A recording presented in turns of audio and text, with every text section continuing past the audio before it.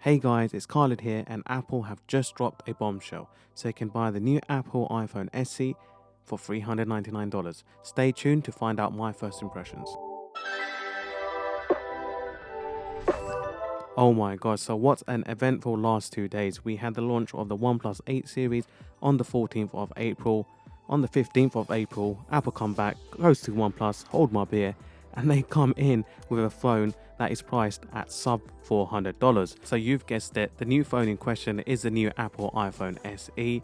And the first thing I can say about this phone is bezels are back, baby. Those damn big bezels are back. Now, before I get called an Apple fanboy, I personally use an Android device phone and have been using OnePlus for a long time.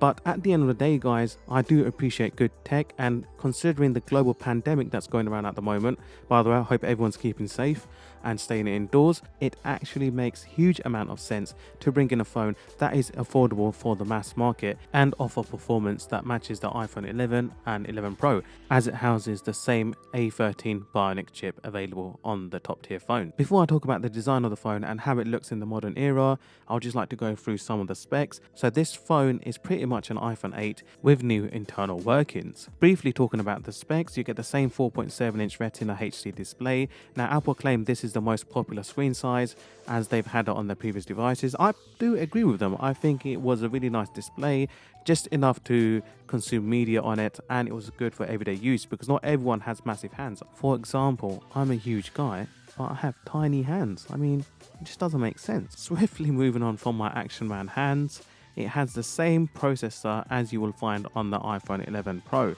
So A13 Bionic is the fastest ever chip in a smartphone, as Apple claim. So you're getting all that speed on an iPhone SE that is less than $400. And from a user perspective, that is huge. Because if you're paying for a third of the price, you're not going to care about the triple camera setup. You're not going to care about the all-screen display. You're going to be laughing all the way to the bank because you just saved yourself close to $600 to $800. Few other mentions, it has a single camera setup, but Apple are quite good with the software, so camera always turns out to be good. High definition video recording also available at 4K. The new SE is water resistant to 1 meter for 30 minutes and dust resistant as well. They claim you get up to 13 hours of video playback on a single charge. So that obviously has to be tested when a lot of reviewers out there have used the phone and give a true reflection of how good the battery is. But if they claim it's up to 13, that's quite a good feat. And it has 18-watt fast charging as well, so it gives you 50% charge in 30 minutes. Touch ID is also back. I know a lot of people couldn't live with the fact that they had to use Face ID, so that's making a welcoming return, and a lot of people will be happy about that. Moving on to the main aspect of the phone, and that is the design, because you can pull this out in 2020 and no one will even bat an eyelid. But that's not the point. You might take out the phone and someone will be like, what the hell is this ancient device? And you can turn around, where are you guys? You know, we're living in 2020. Don't you know this is the new iPhone SE with the power of the iPhone 11 Pro, and I've only spent $399 or just over £400. And they'll be like, damn, that's good. I might go and get one myself. And that moves me to the final point. And in all seriousness, Apple are the masterminds of marketing.